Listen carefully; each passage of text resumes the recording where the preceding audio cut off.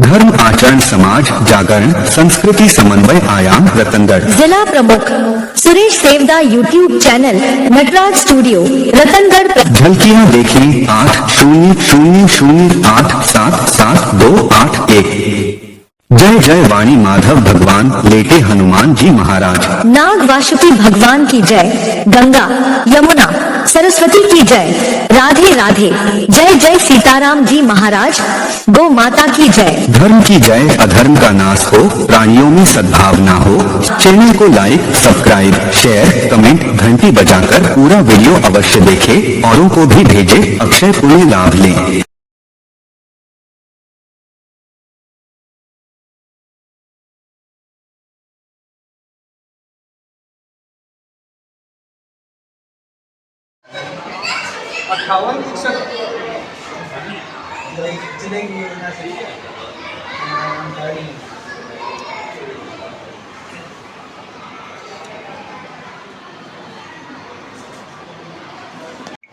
ये चल रहा है अभी एकदम दूर है आ जाओ सुनो बराबर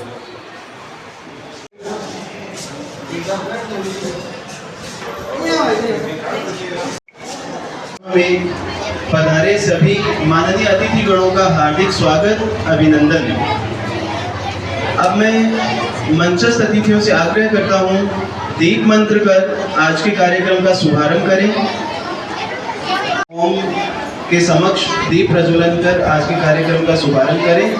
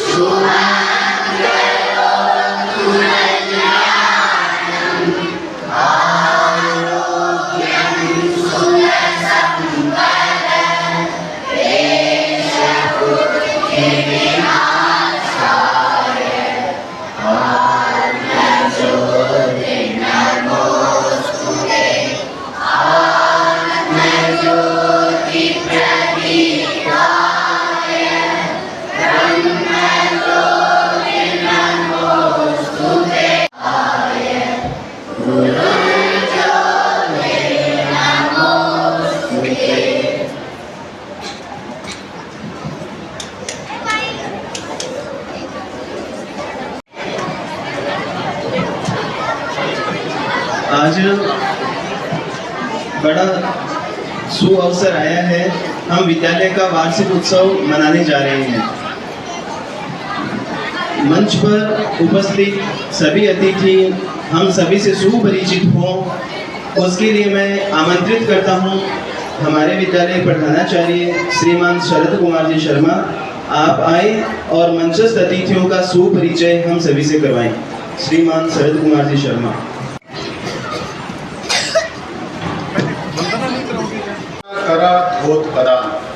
रत्नाकर धोत्पदाम हिमालय किरीटिनीम ब्रह्मराज ऋषि रत्नाघाम वंदे भारत मातरम। अर्थात समुद्र जिसके चरण पखाड़ता है, हिमालय जिसका मुकुट है, जो ब्रह्म ऋषि और राज ऋषि रूपी रत्नों से समृद्ध है, ऐसी भारत माता को नमस्कार करता हूँ। भारत माता की जय। भारत माता की जय। भारत माता की वार्षिकोत्सव 2026 आप सभी का हार्दिक अभिनंदन स्वागत है। आज के कार्यक्रम में मेरे को परिचय के लिए कहा गया था। आज हमें संत सानिध्य मिलेगा श्रीमान सीताराम जी महाराज, जो अभी पूजा में व्यस्त थे पर अपने आश्रम से रवाना हो गए। कुछ ही समय में हम सब के मध्य पहुंचने वाले हैं। अध्यक्षता कर रहे हैं हमारे रतनगढ़ आदर्श विद्या मंदिर के अध्यक्ष श्रीमान राम गोपाल जी मुरारका। मैं हमारे आनंद जी चौधरी से आग्रह करूंगा कि भाई साहब का दुपट्टा पहनाकर और प्रतीक चिन्ह देकर स्वागत करें। ये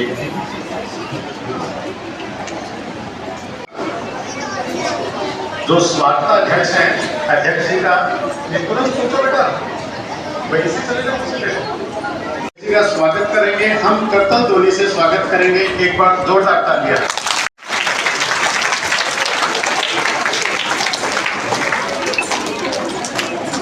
आज के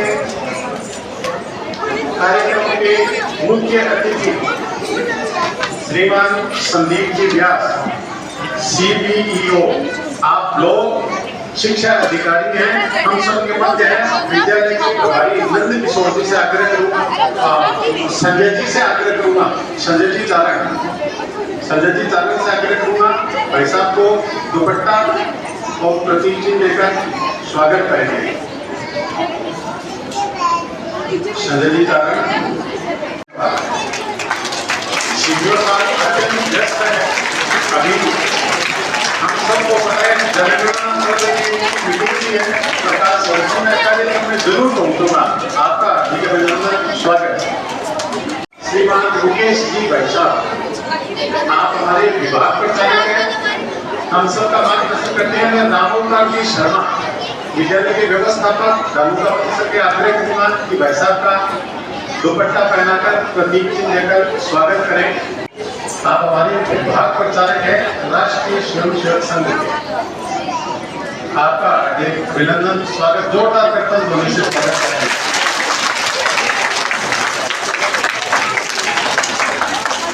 आज के हमारे विशिष्ट अतिथि, एक विद्यालय, एक कार्यकर्ता, एक प्रवास, ऐसा पूरे जिले भर में योजना है। हमारी संभाल के कहें जितेंद्र जी बागड़ी, जितेंद्र जी बागड़ी। मैं कृपा शंकर जी से आग्रह करूंगा कि भाई साहब का दुपट्टा पहनाकर प्रतीक चिन्ह देकर स्वागत करें। जितेंद्र जी बागड़ी, आप सुजानगढ़ में आदर्श विद्या मंदिर के माननीय व्यवस्थापक हैं। आपका एक दिन का प्रवास हमें मिला है। आप कल शाम 6 बजे से हमारे मध्य है। भाई साहब का स्वागत है, धन्यवाद। आज के हमारे कार्यक्रम के चौधरी, आप विद्यालय के व्यवस्थापक हैं पर हमारे शेठ जी के प्रतिनिधि हैं। आज वो नहीं है। मैं कन्हैयालाल जी चौहान से आग्रह करूंगा कि भाई साहब का दुपट्टा पहनाकर प्रतीक चिन्ह देकर स्वागत करें।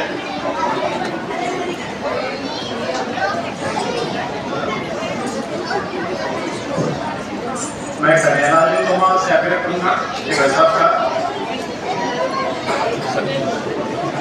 दुपट्टा पहनाकर आग्रह करें।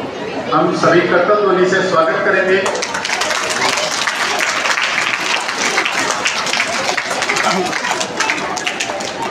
ये हमारे बनता सिंह अतिथि थे, पर हमारा सौभाग्य है इनके साथ कुछ विशेष विभूति पता नहीं था, पर वो वास्तव में हमारे अतिथि हैं श्रीमान सुभाष जी सोनगरा। एक बार अपने स्थान पे खड़े होंगे भाई साहब, हम सब कर्तव्य ध्वनि से स्वागत करेंगे। सुभाष जी सोनगरा संघ के वरिष्ठ कार्यकर्ता हैं, आदर्श शिक्षा संस्थान के सह व्यवस्थापक का सौभाग्य श्रीमान वीरेंद्र जी भाई साहब, जिला प्रचारक जी। आप सब भी हम सब के मध्य हैं, आपका हार्दिक अभिनंदन, स्वागत। श्रीमान वासुदेव जी चाटला, आप भारत विकास परिषद के प्रांतीय मंत्री हैं, हम सब के मध्य आपका स्वागत।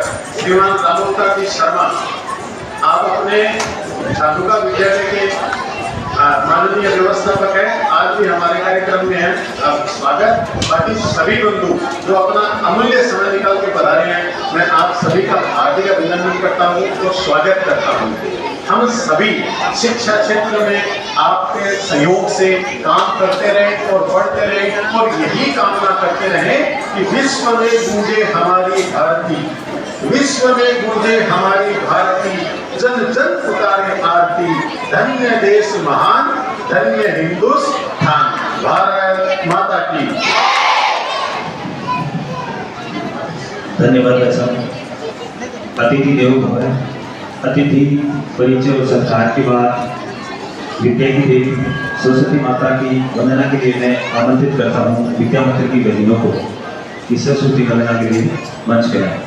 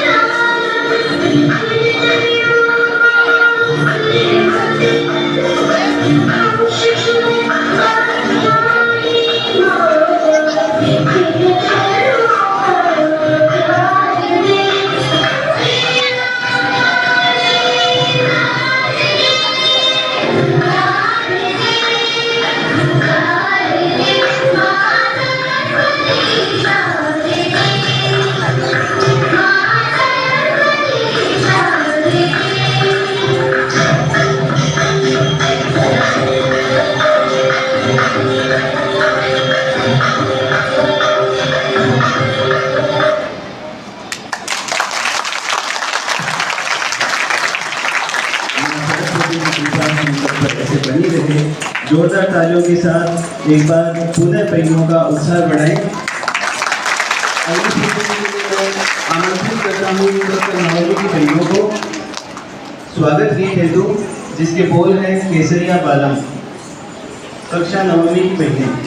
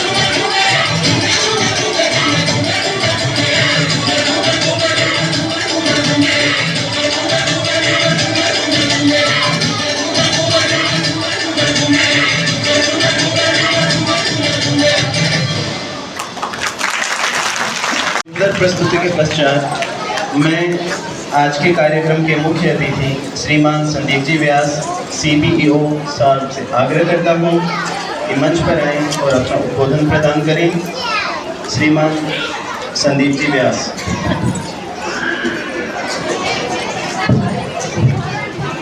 जिंदगी की हर सुबह कुछ शर्तें लेके आती है और जिंदगी की हर शाम कुछ तजुर्बे देके जाती है, हमेशा पैरों के नीचे ही होते हैं।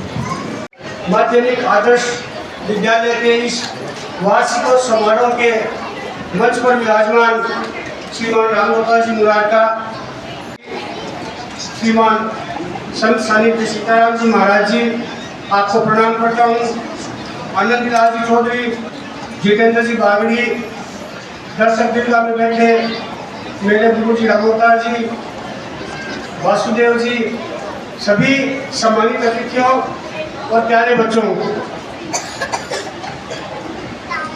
आपके वार्षिकोत्सव में आने की बहुत उत्कंठा थी। भाई सर जी ने आग्रह किया तो मैंने कहा मैं जरूर आऊंगा। आप सभी का हार्दिक अभिनंदन करते हुए सभी बच्चों को मैं एक बहुत छोटी सी कहानी सुनाने जा रहा हूँ। इस कहानी को सुने आप।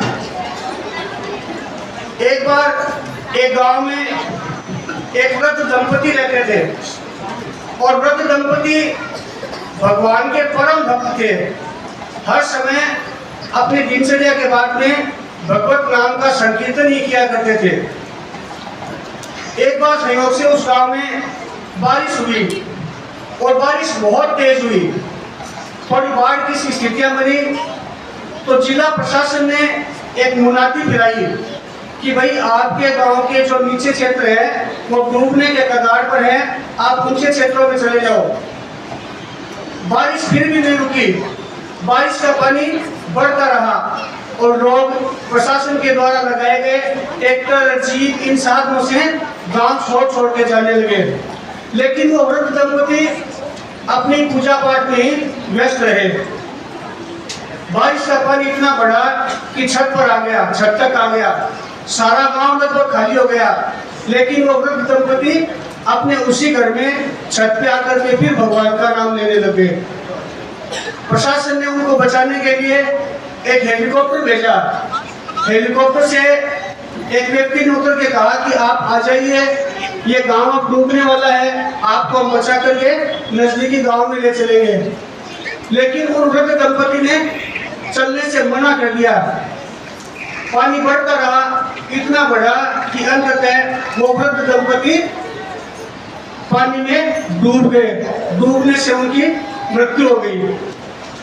अब जब मृत्यु हो गई तो वो जैसे अपने शास्त्रों में पढ़ते हैं, यमराज जी के दरबार में उनकी पेशी हुई। पेशी होने के समय उन्होंने भगवान से प्रश्न किया कि हे ईश्वर, हमने पूरे जीवन में आपकी इतनी तपस्या की है, इतनी आराधना की है, इतनी भक्ति की है, हमें ही आपने बाढ़ में क्यों डुबोया, बाकी गांव को तो बचा लिया। तब ईश्वर ने कहा कि देखो, आपके गांव में जब बारिश आई तो प्रशासन की मुनादी हुई थी ना? बोले हाँ हुई थी। बोले प्रशासन के ट्रैक्टर, जीप आपको बचाने आए थे ना? बोले आए थे। बोले हेलीकॉप्टर भी आपको बचाने आया था? बोले हाँ आया था। तो भगवान बोले मैं तो किसी न किसी रूप में आता हूँ, ये थोड़ी है कि मैं 4 हाथ वाला या 4 पैर वाला होकर के आऊंगा, कोई न कोई रूप में आता हूँ। तो इसी से ये शिक्षा मिलती है कि आप बच्चों को अपना भविष्य बनाना है। आप कल के कर्णधार हो, देश के कलेक्टर हो, SDM हो, डॉक्टर हो, इंजीनियर हो, आप अपने प्रयास कर करके बनो। भगवान आपके आचार्य के रूप में आ रहा है। आज आपके पास संत सानिध्य श्री सीताराम जी का है, आज आपके बीच में भाई सोनगड़ा जी है, सभी आ रहे हैं, सभी आपको प्रेरित कर रहे हैं। इस प्रेरणा के बाद यदि हम अपने भविष्य का निर्माण नहीं कर सकते तो इसका दोष हमें खुद को लेना होगा। तो मेरी यही आपसे प्रार्थना है कि अच्छे अनुशासन में आप रहें, अच्छी मेहनत करें, मेहनत नियमित करें। नियमित अगर आप 6 घंटे की मेहनत नहीं कर सकते तो 5 घंटे की करें, 5 घंटे की नहीं कर सकते तो 4 घंटे की करें, चाहे 2 घंटे की करें, लेकिन नियमित नियम बहुत बड़ी चीज है। नियमित आपका जो प्रयास होगा उससे आपका भविष्य और उज्जवल होगा और समुन्नत होगा। मैं विद्यालय के अच्छे भविष्य, आप सभी के स्वस्थ निरोगी रहने की कामना परमपिता परमेश्वर से करते हुए अपना उद्बोधन यही समाप्त करना चाहूंगा। जय हिंद, जय भारत। भाई साहब ने बहुत अच्छी बात बताई। सभी भैया बहन इन बातों को धारण करेंगे। से आग्रह करता हूँ महाराष्ट्री का दुपट्टा पहनाकर आनंदीलाल चौधरी प्रदीप सिंह देकर स्वागत करें। संत श्री सीताराम जी महाराज का हम सभी कटल ध्वनि से स्वागत करेंगे। महाराज श्री का बहुत बहुत धन्यवाद, स्वागत। एक और विश्वास करेंगे। भारत माता की जय श्री राम। एक विद्यालय, एक कार्यकर्ता, एक प्रवास। इसी क्रम में हमें एक बहुत अच्छे कार्यकर्ता श्रीमान सुबोध जी सेठ का भी मार्गदर्शन मिल रहा है। मैं विद्यालय के अध्यक्ष रामगोपाल जी के साथ से आग्रह करूंगा कि श्रीमान सुबोध जी सेठ जो हमारी विशिष्ट अतिथि हैं, दुपट्टा पहनाकर। भाई साहब कल प्रबंध समिति के साथ बैठे थे, आपका हमें मार्गदर्शन मिला और बहुत अच्छा। एक और जोरदार करता हूँ उन्हीं से मैं सबका स्वागत करेंगे। श्रीमान सुबोध जी सेठ तो आप सरदार शहर से हैं, सरदार शहर से विद्या भारती के प्रवास पे हम सब के मध्य हैं। हार्दिक अभिनंदन, स्वागत। मैं तो प्रधानाचार्य दुनिया से अक्सर पूर्व कृपया आगे आ जाए। ये लोग नरेंद्र जी ताराचंद जी आगे आ जाए और आचार्य से अक्सर पूर्णा जो अभिभावक आए उसके लिए कुछ व्यवस्था करें। कक्षा में से ले आए, आज सभी अपना आशीर्वाद देंगे। वो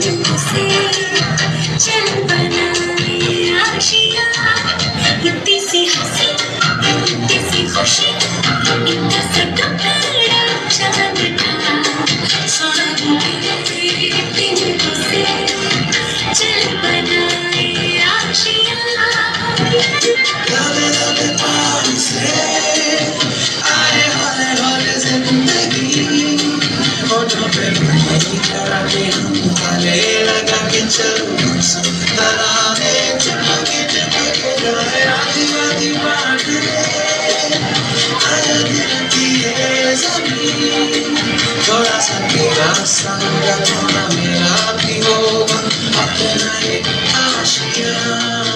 किसी हंसी किसी खुशी ऐसा टुकड़ा चलता एक दिन से चल बनाए आशिया।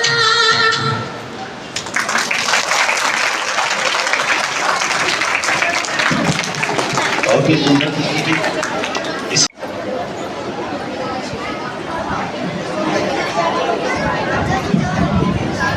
इसके बाद योगासन की बहनें तैयार रहें।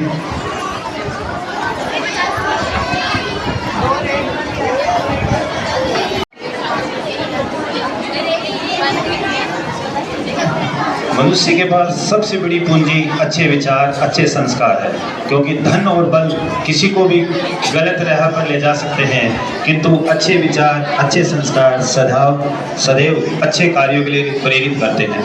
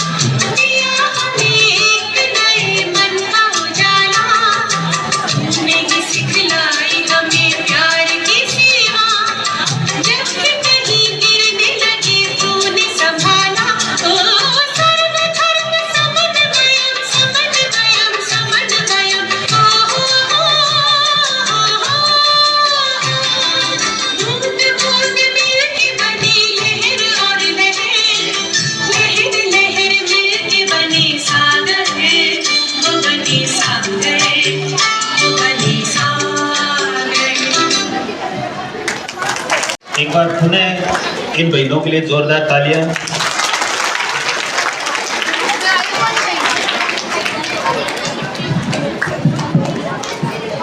योगासन वाली बहनें तैयार रहें। इनसे पूर्व कक्षा 10वीं की बहन योगिता आपके समक्ष अपने विचार प्रकट करना चाहती है। बहन योगिता मंच पर है।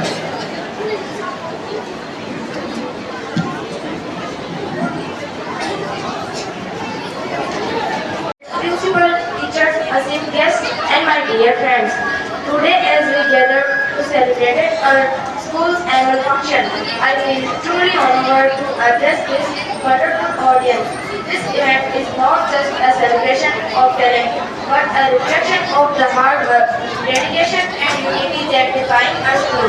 Throughout the year, we have participated in various academic and co-curricular activities. The annual function gives us a chance to showcase our talent in music, dance, drama, and sports. It also reminds us of the importance of teamwork and the joy of collective achievement. I would like to express heartfelt gratitude to our teachers and parents for their constant support as we applaud the winners and participants. Today, let us all promise to aim higher in the coming year. Thank you for making this occasion so memorable.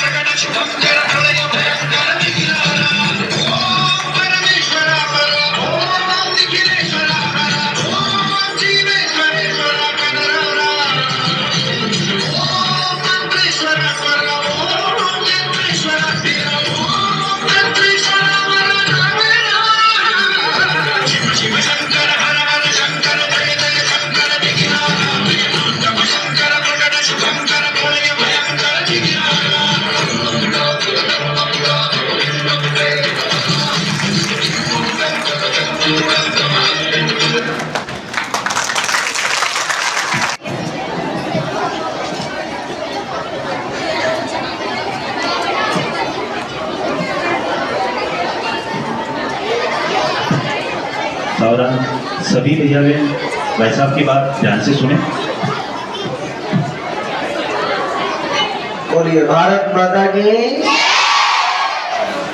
आप सब अच्छे भैया बहन है ना, अपने लिए ताली बजाओ। हाँ अच्छे भैया बहन सीधे बैठ, और जब बातें होती है तो सब उसको ध्यान से सुनते हैं, है ना। आप सब ऐसे हाथ करिए और कमर सीधी रखिए। अब मैं आपसे लास्ट में कुछ पूछूंगा, उसका उत्तर देना, और उत्तर तब दे पाएंगे जब आप बात को ध्यान से सुनेंगे, है ना। बहुत अच्छा दृश्य है। स्थानीय विद्यालय की प्रबंध समिति, सभी आचार्य बहनें और सभी छोटे बड़े भैया बहन, और उन सभी भैया बहनों को यहाँ पर तो आचार्य दीदी ये सब संभालते हैं, लेकिन घर में भी जिनको संभालते हैं, ऐसे उनके यहाँ पधारे उनकी माताएं, उनके पिता, उनके भैया बहन, सभी को सादर प्रणाम। आज अपने इस विद्यालय का ये वार्षिकोत्सव है। वर्ष भर में हम जो विद्यालय में पढ़ाई के साथ साथ सीखते हैं, उसको सबके सामने दिखाने का ही अवसर आता है। तो विद्यालय में जो पढ़ते हैं, पढ़ने के अलावा बहुत सारा विषय रहता है। हम सबका जीवन ये बहुमुखी बने, हम सबका जीवन केवल किताबी ज्ञान नहीं, तो समाज के हर विधा को जानने वाला बने। हम सब के अंदर पहले चलता था ना 64 कलाएं, ऐसी 64 कला तो नहीं, पर अधिकांश कलाओं से युक्त हम सबका जीवन सुपल्लवित हो, सर्वांगीण विकास हम सबका हो। उसी को ध्यान में रख करके अन्य गतिविधियां यहाँ चलती हैं। अभी योग का भी आप सबके सामने प्रदर्शन था, संगीत का चल ही रहा है, सामूहिक नृत्य चल रहे हैं, और अनेक सारी बातें हम यहाँ सीखते हैं, सिखाते हैं। यहाँ मेरे सामने 3 वर्ग बैठे हैं। एक विद्यार्थी हैं, एक उन विद्यार्थियों को तराशने वाले 2 वर्ग हैं। एक घर पर जन्म देने के बाद उनका पालन पोषण करने वाली माताएं बहनें बैठी हैं, और एक अपने जीवन को दीपक बना करके उन सबके जीवन में उजाला भरने वाले आचार्य और आचार्यगण, ये सभी बैठे हैं। क्योंकि मैं भी प्रचारक हूँ, और हम सबका एक लक्ष्य है कि अपना भारत ये महान बनना चाहिए, अपना भारत विश्व गुरु बनना चाहिए। अपनी भारत माता जैसे पहले दुनिया का मार्गदर्शन करती थी, तो आप सब बताइए फिर से अपना भारत वैसा बनना चाहिए कि नहीं बनना चाहिए? बनना चाहिए। तो देश के प्रधानमंत्री जी ने भी कहा है कि 2047 आने वाला है, जब हम सब मिलकर के अपने देश का 100वां स्वतंत्रता दिवस मनाएंगे, हम 100 वर्ष के हो जाएंगे। तब जिन महापुरुषों ने अपने देश के लिए प्राण दिए थे, जिन महापुरुषों ने देश के लिए जान दी थी, जिन महापुरुषों ने अपने देश को अच्छा बनाने के लिए, स्वतंत्र बनाने के लिए अपना सब कुछ न्योछावर किया था, उनके स्वप्नों का भारत हम सबको बनाना चाहिए कि नहीं बनाना चाहिए? बनाना चाहिए। देश के प्रधानमंत्री जी की बात मैं आप सबके सामने कर रहा हूँ। वो एक कहीं विदेश में गए, वहां उन्होंने एक बहुत बड़ी बात कही। वो बात आप सबको लगता है कि हाँ नहीं हम सबके लिए है, तो आप थोड़ा कमर सीधी करके प्रसन्नता के साथ कुछ काम करने का संकल्प करना। और जो पीछे बैठी माताएं बहने हैं, ये बातें तो यहाँ से खड़ी होने के बाद करेंगे, लेकिन ये बात जो उन्होंने कही वो हम सब के लिए है क्या? आप सोचना। फिर अपने को लगता है नहीं हमारे लिए है, और ये हमारा धर्म है, हमारा कर्तव्य है, तो फिर उसको संकल्प लेकर के उठना यहाँ से आज। तो कहते हैं कि 1947 से पहले यदि हम सबका जन्म होता, तो आप उत्तर देना। यदि 1947 से पहले हमारा जन्म होता, तो निश्चित रूप से हम देश के क्रांतिकारी बन करके, चाहे छोटे थे या बड़े थे, बाल थे या वृद्ध थे, निश्चित रूप से वंदे मातरम की जय बोल रहे होते, कहीं कोड़े खा रहे होते, कहीं अंग्रेजी सैनिकों की गोलियां खा रहे होते, कहीं वंदे मातरम की जय बोल करके माए रंग दे बसंती चोला ये गीत गा करके फांसी के फंदों को चूम रहे होते, या फिर हम सब इस भारत माता के लिए तोप के मुंह से बंद करके चिथड़े में उड़ करके इस माँ की स्वतंत्रता के लिए काम कर रहे होते। अर्थात यदि हम 1947 से पहले जन्मे होते, तो पक्का हम इस देश के लिए मरते। ये बात बोलो हम सब के लिए सही है कि नहीं है? सही है। अच्छा ऐसा होता 1947 से पहले जन्मते, तो पक्का हम भगत सिंह बनते, राजगुरु बनते, झांसी की बाई लक्ष्मी रानी ये बनते। ऐसा आप सबको लगता है तो अपने लिए धन्यवाद, और जोर से ताली बजाइए अपने लिए। अब ये समय तो होता तो ऐसा करते हैं हम। अब 1947 तो नहीं है, हम 1947 से पहले होते तो जरूर मरते, लेकिन 1947 तो निकल गया, हम देश के लिए मर तो नहीं सके। अब तो 1947 के बाद जन्म हुआ है हम सबका, तो हम क्या कर सकते हैं? तो फिर उन्होंने कहा हमारा सौभाग्य कि देश के लिए मरने वालों में तो नहीं लिखा गया, लेकिन हम सब लोग आज संकल्प कर सकते हैं क्या? हम देश के लिए मर तो नहीं सके, लेकिन देश के लिए जी सकते हैं क्या? अब जिनको लगता है जी सकते हैं वो ताली बजाइए। बड़े लोगों ने कहा है देश के लिए मरने वाले लोग श्रेष्ठ हैं, अच्छे हैं, लेकिन उनसे भी श्रेष्ठ वो लोग हैं जो देश के लिए तिल तिल करके जीते हैं, क्योंकि जो देश के लिए जीता है वही समय आने पर देश के लिए मर भी सकता है। तो आप दोनों ही सौभाग्य को जीने वाले लोग हैं। इसलिए यहाँ बैठे भैया बहनों से मैं प्रार्थना करूंगा कि आप सब तो बुद्धिमान हो, आप सब तो समझदार हो। एक गुरुकुल में एक ऐसे बालक की कहानी भी आती है जिसको गुरुजी पढ़ाना तो चाहते हैं, लेकिन उसके भाग्य की रेखा को देख करके, उसकी हस्तरेखा को देख करके गुरुजी पहले उसको पढ़ाते हैं तो कुछ समझ में नहीं आता तो गुरुजी डांटते हैं, उसको फिर पीटते हैं, और जब लगा कि इस बालक को समझ में क्यों नहीं आता है, उसकी हस्तरेखा देखी तो गुरुजी ने देख करके अपने आप के सर को पीटा कि हम ही ना समझे, इस बालक के हाथ में तो ज्ञान की देवी सरस्वती की कृपा है ही नहीं है। और इसलिए उस बालक को गले लगाया और कहा बेटा जाओ, तुम पढ़ नहीं सकते क्योंकि तुम्हारे हाथ में ये ज्ञान की रेखा नहीं है। वो बालक निराश हुआ, हताश हुआ, गुरुकुल से जाता हुआ और जंगल में जाके बैठ गया और भगवान को कोसने लगा। लेकिन जो उस बालक ने किया, यहाँ हर बालक के अंदर वो संकल्प शक्ति होनी चाहिए। वो बालक अपने भाग्य पर होता है, भगवान से प्रार्थना करता है, अचानक जैसा उसके मन में पता नहीं क्या आता है, सामने पड़ा हुआ एक पत्थर उसको उठाता है, दूसरे पत्थर पर पटकता है और एक नुकीले पत्थर को उठा करके अपने हाथ में जोर से मार देता है। एक रेखा खींची, दूसरी खींची, तीसरी खींची, दोनों हाथों में खींची और माथे पर भी खींच ली और पत्थर को फेंक करके वो बालक गुरु के पास जाता है और फिर गुरु से कहता है गुरुजी आपने तो कहा था तुम्हारे हाथ में रेखा नहीं है, अब बताओ आपको कौन सी रेखा चाहिए। उस बालक के दृश्य को देख करके गुरुदेव की आंखों में आंसू आ गए। उस बालक को गले से लगाया, उसको वापस गुरुकुल में पढ़ने का आशीर्वाद दिया और वही बालक आगे जाकर के इस दुनिया का सबसे बड़ा संस्कृत का प्रकांड विद्वान बना। इसको कहते हैं मान ली तो हार है और ठान ली तो जीत है। हम ठाने कि हमको सामान्य नहीं बनना है, हमको पढ़ना है ज्ञान के लिए, हमको पढ़ना है देश के भाग्य के लिए, हमको पढ़ना है इस देश के लिए अच्छे वैज्ञानिक देने के लिए, अच्छे इंजीनियर देने के लिए, इस देश के लिए सत्य पथ पर चलने वाले अच्छे नागरिक देने के लिए। हम संकल्प करें तो ऐसे देश के लिए नागरिक दे सकते हैं।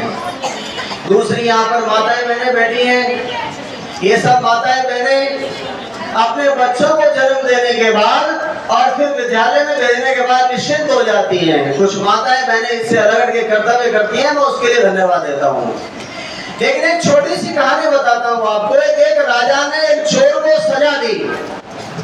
अब सजा दी तो क्या दी सजा?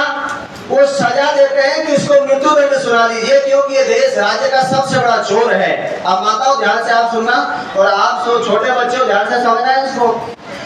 तो जब सजा सुना दी तो चोर से अंतिम इच्छा पूछी गई कि चोर तुम्हारी अंतिम इच्छा बताओ क्या है। चोर ने कहा कोई अंतिम इच्छा नहीं है, मैं मेरी माँ से मिलना चाहता हूँ, उसके कान में कुछ कहना चाहता हूँ।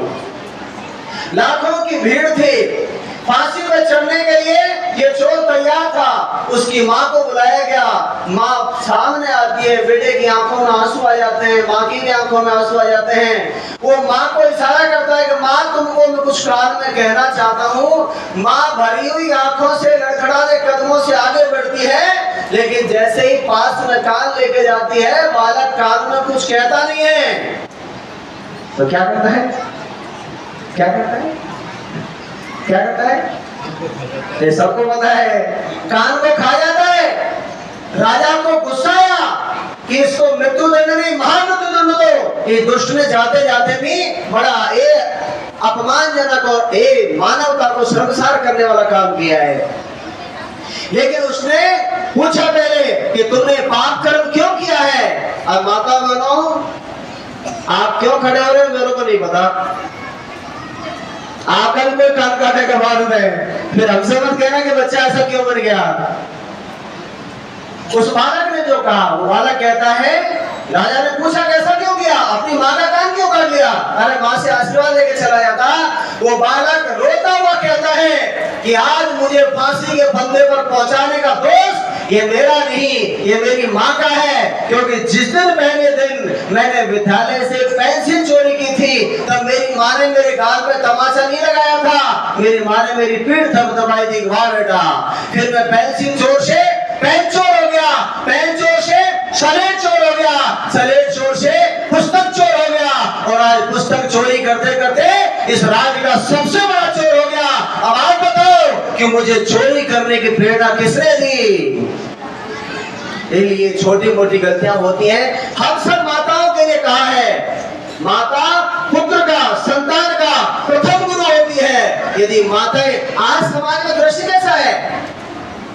आज अधिकारी कहीं रिश्वत लेते पकड़े जाते हैं। आज समाज में कहीं ना कहीं अनाचार है, अत्याचार है, पापाचार है, भ्रष्टाचार है, और ये व्यभिचार है, ये सब बढ़ रहा है। हम सब कहीं ना कहीं अपने कर्तव्यों से चूक रहे हैं। इसलिए माताओं, मेरी आप सबसे प्रार्थना है कि हम सब प्रथम गुरु हैं, और हम सब माताओं के, बहनों के आंगन में ही ये आने वाला भविष्य पलता है, बढ़ता है। इनको संस्कार, इनको संस्कृति, इनको दूसरे की बहन भी अपनी बहन जैसी है।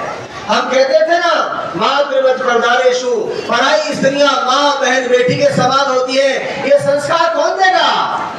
ये दूसरे का धन मिट्टी के समान है, ये संस्कार कौन देगा? ये सब संस्कार हमारी माताएं बहनें अपने पालने में अपने बच्चे को ये पालती पालती सिखाते थे। और इसलिए छोटी सी कहानी क्या करके मैं मेरी माताओं का धर्म क्या है, उस धर्म की याद दिला करके बात को आगे बढ़ाता हूँ। एक माँ का नाम हुआ मदालसा। वो माँ मदालसा जब विवाह होकर के राजा के घर में जाती है, राजा अपनी मूंछों पर ताव लेकर के कहता है कि मेरी आने वाली संतान ये चक्रवर्ती सम्राट बनेंगी। माँ मुस्कुरा के कहती है कि तुम्हारी आने वाली संतान ये सम्राट नहीं, ये संत बनेंगी। एक संतान हुई, दो संतान हुई, तीन संतान हुई, लगातार क्रम चलता रहा, लेकिन कोई सम्राट नहीं बना। राजा घुटने के बल आ गया। उस माँ मदालसा से कहा कि देवी तुम जीती, मैं हारा, इस राज्य को संभालने के लिए अब संत नहीं, अब सम्राट दीजिए। उस माँ ने कहा कि ठीक है, आपने हार मान ली, तो आगे वाली संतान ये सम्राट बनेगी, और ये सम्राट के रूप में अगले वाली संतान का जन्म होता है। उस माँ से भरी सभा में पूछा गया कि ऐसा चमत्कार कैसे हो गया? तब जो माँ ने कहा था वो इन सब माताओं को सुन करके जाना चाहिए, क्योंकि प्रथम गुरु माँ होती है। माँ कहती है कि जब मैंने संकल्प किया कि मेरा बेटा संत होना चाहिए, तो संत बन गया। क्योंकि जब गर्भकाल था तब मेरे घर में, मेरे इस महल में चारों तरफ संतों की तस्वीरें थी। मैं पढ़ती थी तो संतों को पढ़ती थी, सुनती थी तो संतों को सुनती थी, वार्ता करती थी तो संतों की करती थी। इसलिए आने वाली हर संतान संत बनी। और जब मुझे लगा इस देश के लिए सम्राट चाहिए, तो फिर मैंने संतों के चित्रों को हटाया, सम्राटों के चित्रों को लगाया। उन्हीं को देखती थी, उन्हीं को सुनती थी, उन्हीं की चर्चा करती थी, और फिर मेरे गर्भ से आने वाली संतान ये सम्राट बन के आती है। माताओं, ये देश आज भी शिवाजी चाहता है, ये देश आज भी प्रताप चाहता है, ये देश आज भी चंद्रशेखर आजाद, झांसी की रानी लक्ष्मीबाई चाहता है, परंतु हम माताओं को ऐसी माता बनना पड़ेगा, तब इस देश के लिए ऐसे वीर पैदा होंगे। और अंत में मैं गुरुजन बैठे हैं यहाँ पर, गुरुओं के हाथ में जो जैसा आता है चाहे वैसा वो बना सकते हैं। और इसलिए गुरुओं के लिए कहा है, चाहे रामकृष्ण है, चाहे चाणक्य हैं, और चाहे आचार्य राघवेंद्र सरकार हैं, चाहे के लिए आवश्यक था ऐसे जयकार है, उन गुरुओं की भी जय जयकार है, और उस समय के भारत की भी जय जयकार है। मैंने बच्चों के लिए बताया कि उनको क्या करना है, मैंने माताओं के लिए कहा कि आप सबका धर्म क्या है, और यहाँ जो गुरुजन अपने आप को दीपक बना करके चल रहे हैं उनका भी कर्तव्य बताया। हम सब लोग मिलकर के अपना अपना कर्तव्य निभाएंगे तो मैं समझता हूँ कि हमारे सब क्रांतिकारियों के लिए जैसा वो सोचते थे उनके स्वप्नों का भारत हम बना के रहेंगे। 2047 तो बहुत दूर की बात, उससे पहले ही इस भारत का डंका बज रहा है और जल्दी ही विश्व गुरु के रूप में दुनिया में बजेगा। आप सब चाहते हैं कि नहीं चाहते हैं कि बजे? यदि चाहते हैं तो मैंने जो कहा है उसको संकल्प मान करके आप सब लोग करें। आप सभी के उज्जवल भविष्य की कामनाओं के साथ अपनी बात पूरी करता हूँ। जय हिंद, जय भारत।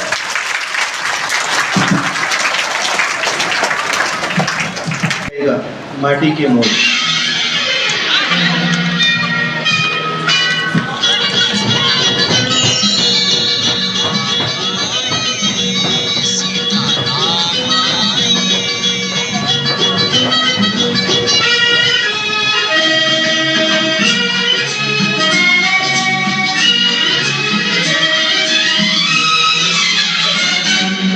एक दिन बिक जाएगा माटी के मोल, जग में रह जाएंगे प्यारे तेरे को।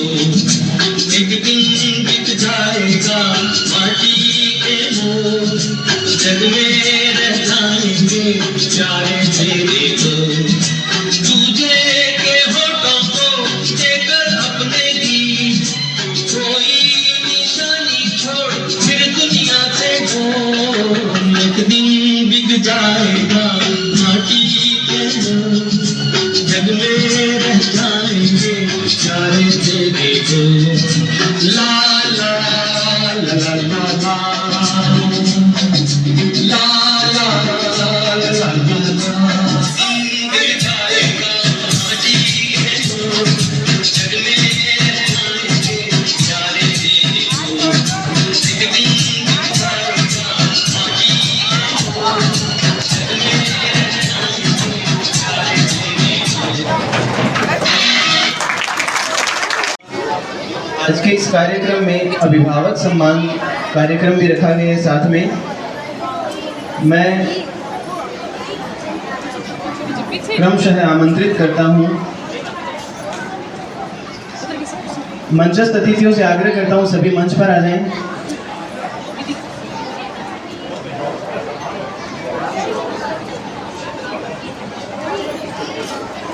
जो इंसानियत न सिखाती हो। श्रीमान सोहन लाल जी लिम्बा पहिन मेहर के पिताजी हैं, कक्षा उदय। श्रीमान सोहन लाल जी लिम्बा। श्रीमती मोनिका जी शर्मा भैया प्रियांश की माता जी हैं, जिनका नाम बोल रहा हूँ वे उपस्थित हैं तो मंच पर पहुँचे।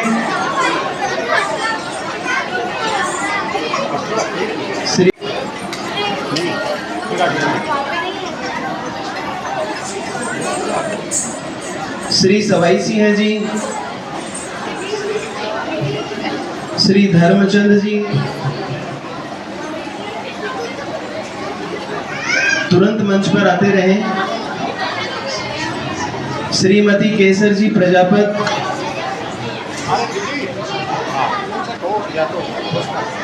श्रीमती इंदिरा देवी,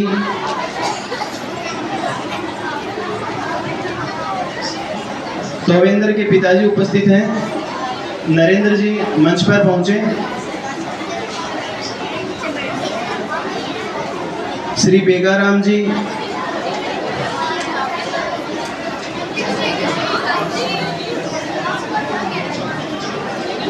मोनिका जी मंच पर पहुंचे।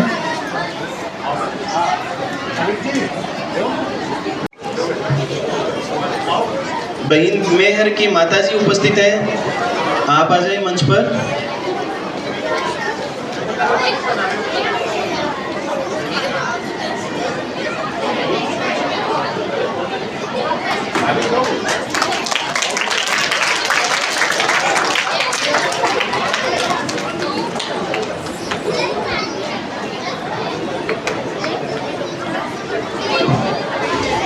श्रीमती कमला देवी भोजक,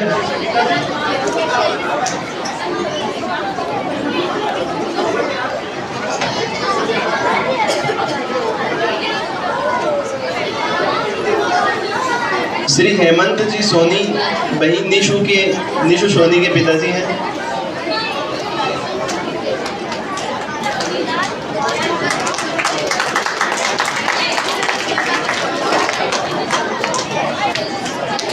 श्री हेमंत जी सोनी, श्री ओम मनोहर जी स्वामी, श्री ओम मनोहर जी स्वामी बहन भाग्यश्री के पिताजी हैं। श्रीमती प्रीति शर्मा,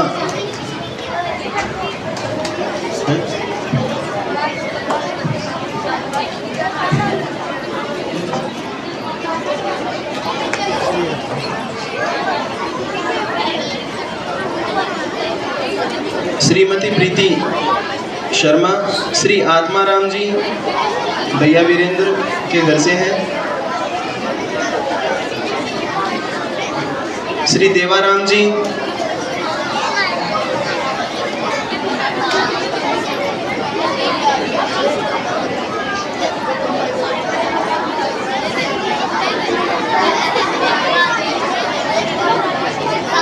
श्री देवाराम जी,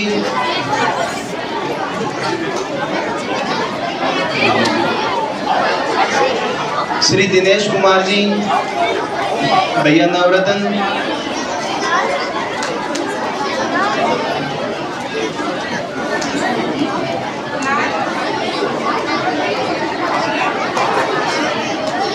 श्री संदीप जी रांकावत,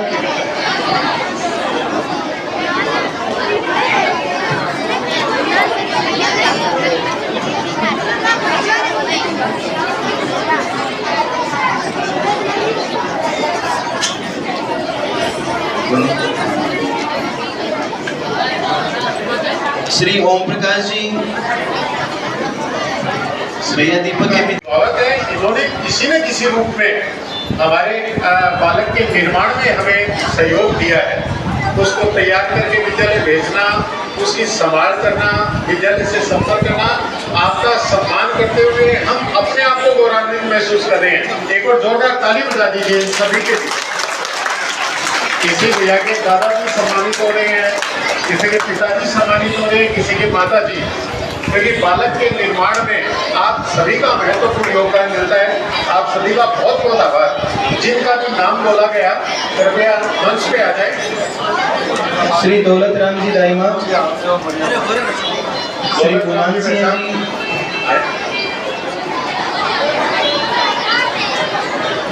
सिंह जी, गुमान सिंह जी जो नियमित विद्यालय आते हैं अपने बच्चों की संभाल करने के लिए, आपका अभिनंदन करते हुए हम अपने आप को गौरवान्वित महसूस करते हैं कि आप सबने हमें अपना भरपूर आशीर्वाद दिया।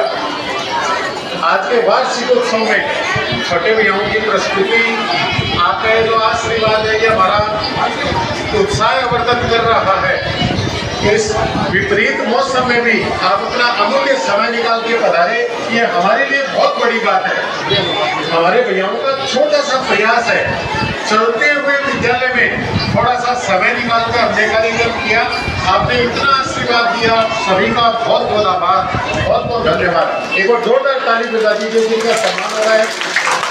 श्री गुमान सिंह जी, श्री जाबरमल जी, श्री भंवरलाल जी स्वामी, श्री लोकेश कुमार जी, श्री राजू राम जी, श्री राम अवतार जी, श्री रामचंद्र जी दाइमा, श्री भवानी सिंह जी, श्री श्रवण सिंह जी, पृथ्वी सिंह जी, श्री महावीर प्रसाद जी, जिनका नाम बोला जा रहा है तुरंत मंच पर पहुंचे। श्री दिलीप कुमार जी, वही मुस्कान के घर से हैं। श्रीमान संदीप कुमार जी शर्मा, भानुदा से।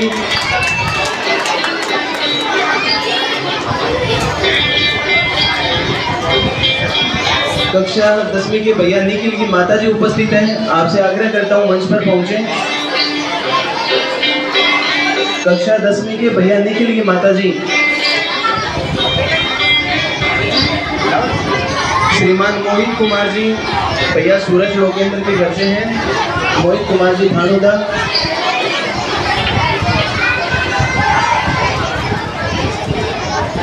श्रीमान सुरेंद्र सिंह जी, भैया हिम्मत सिंह के पिताजी हैं।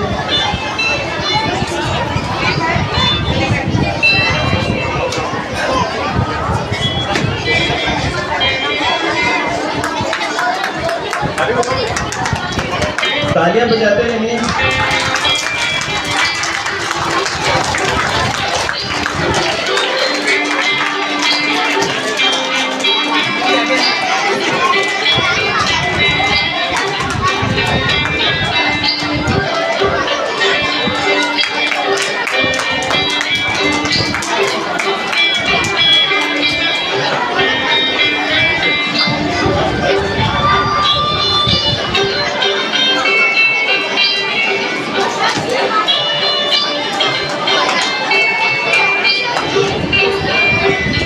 आप सभी प्रभावितों का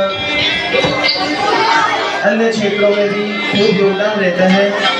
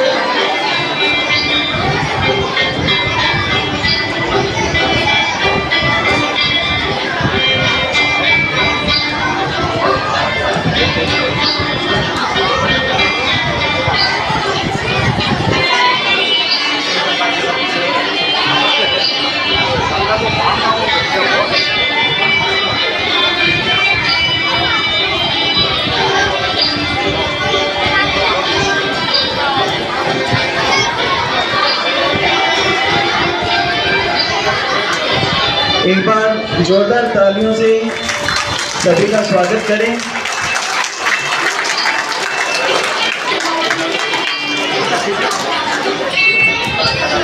एक उद्घोष लगाएंगी। कार्यक्रम की इसी कड़ी में मैं आमंत्रित करता हूं विद्यालय में पधारे श्रीमान सुबोध जी सेठिया, आप मंच पर आए और हम सभी का मार्गदर्शन करें। श्रीमान सुबोध जी सेठिया।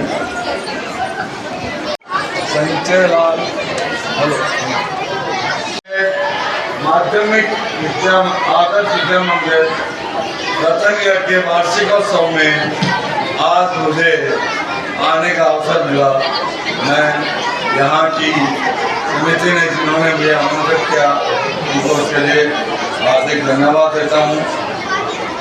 श्रीमान सीताराम जी महाराज, श्री राम गोपाल जी बुराका जी, श्री संदीप जी व्यास, मुकेश जी, विभाग प्रचारक महोदय श्री जितेंद्र जी भागड़ी, श्री आनंद लाल जी चौधरी साहब, प्यारे भैया बहनों और आचार्य महोदय शिक्षक शिक्षिकाएं और कार्यकारिणी के सदस्य, आज इस शुभ अवसर पर आपने मुझे बुलाया, मैं बहुत ही असुरक्षित हो रहा हूँ।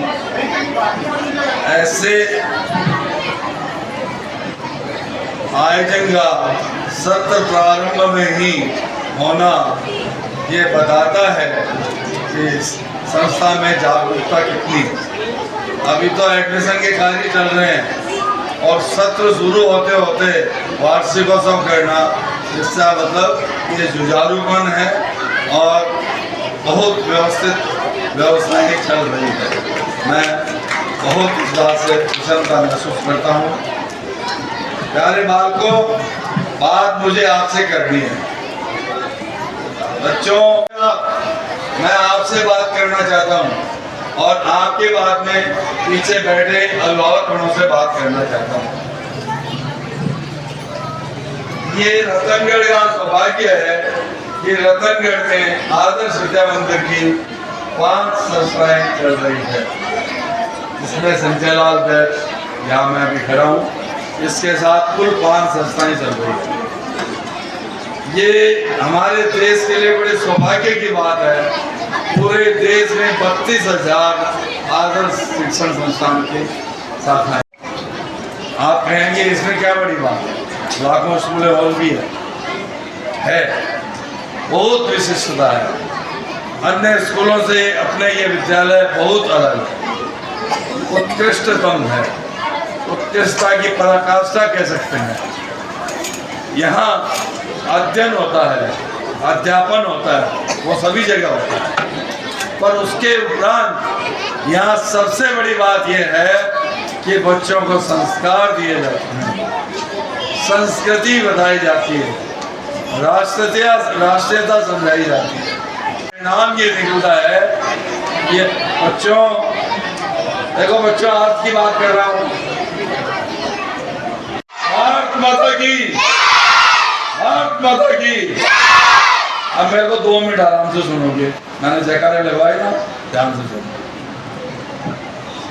तो ये जो सबसे बड़ी बात क्या है, आदर्श शिक्षण संस्थान में, आदर्श विद्या मंदिर में बच्चों को अध्ययन अध्यापन की गहनता से पढ़ाई शिक्षा दी जाती है, और उसके उपरांत जो राष्ट्रीयता की भावना से उत्प्रेरित किया जाता है, तो संस्कृति समझाई बताई जाती है, जिसका ज्ञान हमें पिछले स्वतंत्रता के बाद में आज तक पाठ्य पुस्तकों में नहीं पढ़ाई गई, जो हम लोगों को नहीं बताई गई।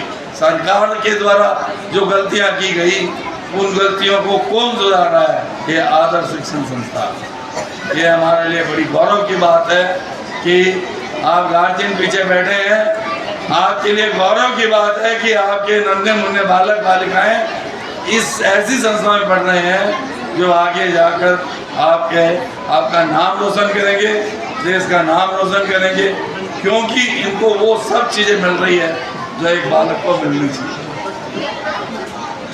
इनको विद्याधन के बाद अनुशासन भी मिल रहा है, उनको सम्मान करना भी आता है, उनको आदर भाव भी सिखाया जाता है, उनको संस्कृति भी बताई जाती है।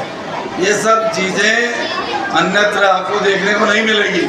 मैं सुनता हूँ कुछ लोग कहते हैं आदर्श शिक्षण संस्थान में फीस ज़्यादा है। अरे भाई साहब, जितनी फीस आप यहाँ दे रहे हो उसे 3 गुनी फीस देकर भी ऐसे विद्यालय में पढ़ाना गौरव की बात है, सम्मान की बात है। ऐसे विद्यालयों में यदि आपका बालक पढ़ गया तो 2-5 हज़ार का मजदूर होने की बजाय लाखों रुपए कमाने वाला, पूरे शहर का नेतृत्व करने वाला, देश का नेतृत्व करने वाला बालक निकल गया है। क्या उसकी कीमत की है आपने? क्या आपने उस चीज़ को समझा है? आप लोगों ने तो समझा ही, तभी आपके बालक हैं।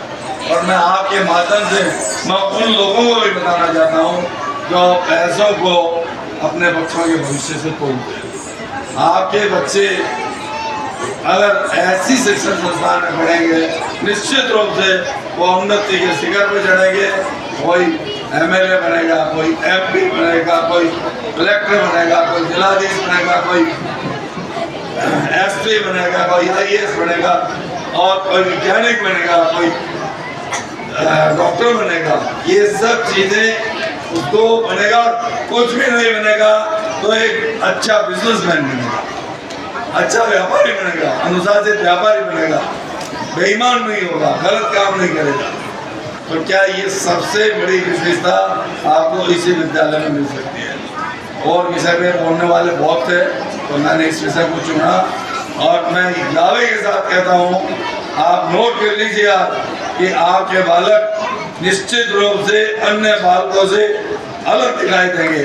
शहर में सामाजिक काम में देखेंगे, सामाजिक क्षेत्र में ये बड़े होंगे, जाएंगे कहीं भी जाएंगे तो उनका एक अलग व्यक्तित्व होगा और अलग उनका आदर्श दिखाई देगा, लोग उनको सम्मान की नजर से देखेंगे। तो मैं आपको अभिभावकों को बधाई भी देता हूँ कि आपने इस स्कूल को चुना और बालकों को बधाई देता हूँ कि आप लोग यहाँ अध्ययन अध्यापन कर रहे हैं, देश का नाम रोशन कर रहे हैं। धन्यवाद। भाई साहब ने हमें आदर्श विद्या मंदिर के वैशिष्ट्य बताए। निश्चित रूप से आप इनको समझेंगे, ये छोटी छोटी गहन बातें हैं, इनको समझने की आवश्यकता है। अगली प्रस्तुति के लिए भैया बहन तैयार हैं। हनुमान चालीसा की बहुत अच्छी प्रस्तुति होने वाली है, ध्यान से देख।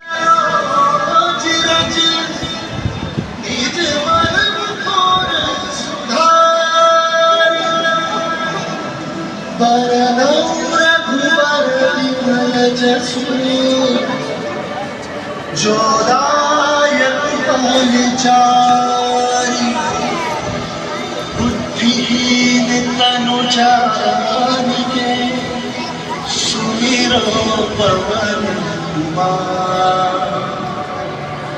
बल बुद्धि विद्या देहु मोहि, हरहु कलेश विकार।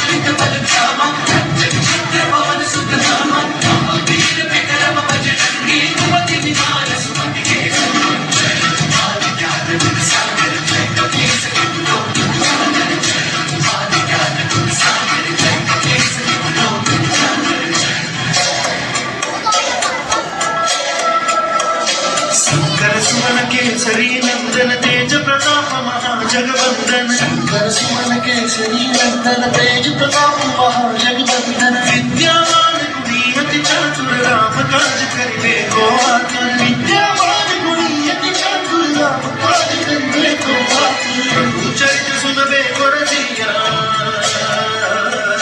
प्रभु चरित सुनबे को रसिया। राम लखन सीता वन बसिया।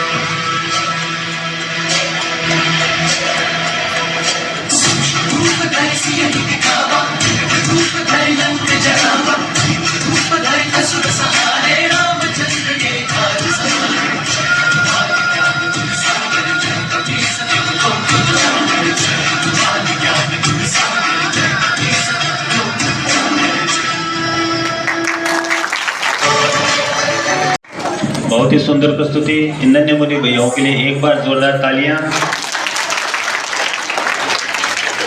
कण कण में विष्णु बसे, जन जन में श्री राम, प्राणों में मां जानकी और मन में बसे Hanuman.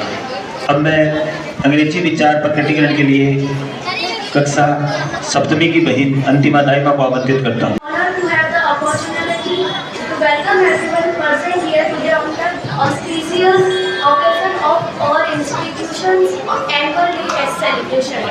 I always take pride in saying that this is the institutions I belong to because of the unity, integrity and moral it upholds.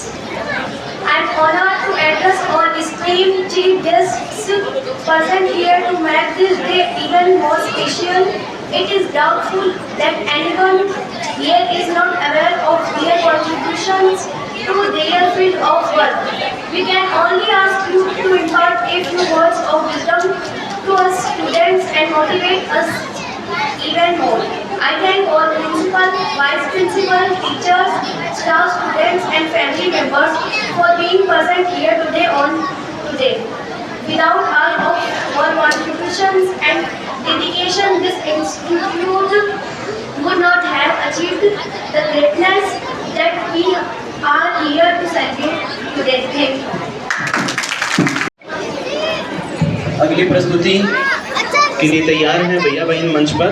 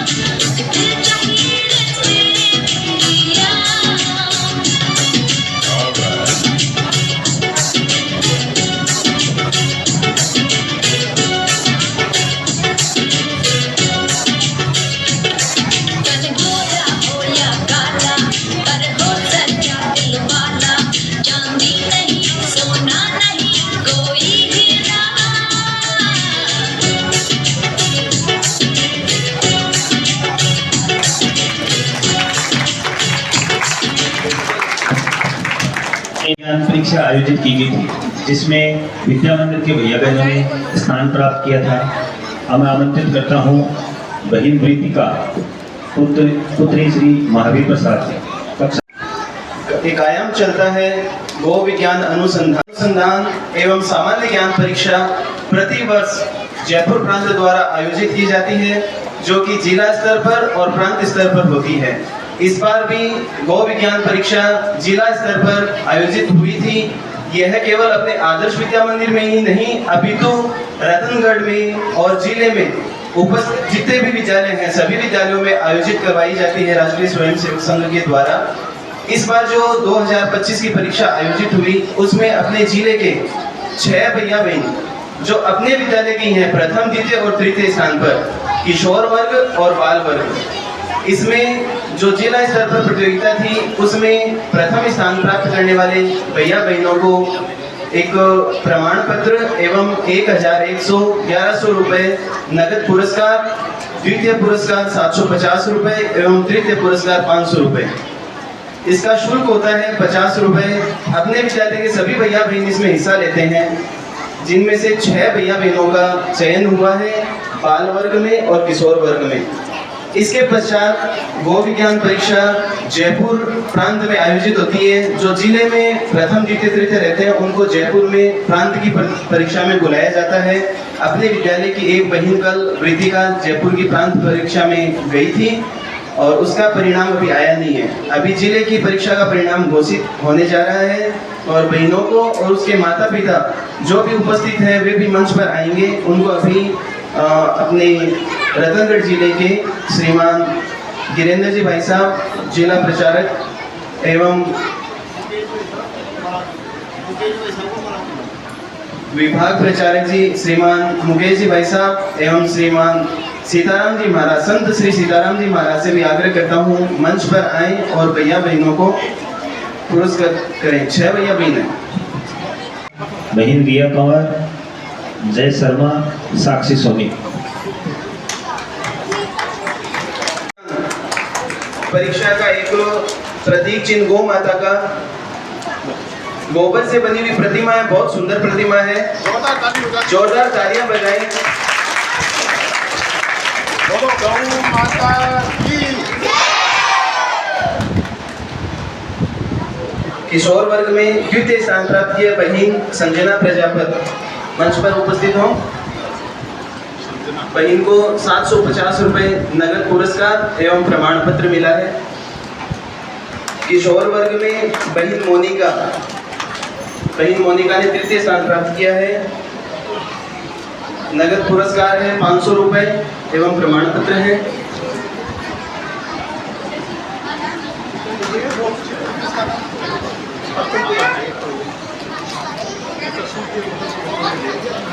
इसी क्रम में बाल वर्ग में बहन ने प्रथम स्थान प्राप्त किया है। 1100 नगद पुरस्कार और गोबर से बनी प्रतिमा गौ माता की बहुत सुंदर प्रतिमा है। बहन के घर से आए हुए हैं बहन के चाचा जी या दादाजी जो भी हैं, कृपया मंच पर पहुंचे।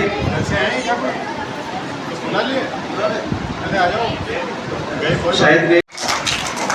बाल वर्ग में द्वितीय स्थान प्राप्त किया भैया ने जिले की प्रतियोगिता में 750 रुपये नगद पुरस्कार प्रमाण पत्र। तालियां बजाते रहे भैया बहनों के लिए। तृतीय स्थान प्राप्त किया बाल वर्ग में बहन साक्षी सोनी, बहन ने तृतीय स्थान प्राप्त किया 500 रुपये नगद पुरस्कार।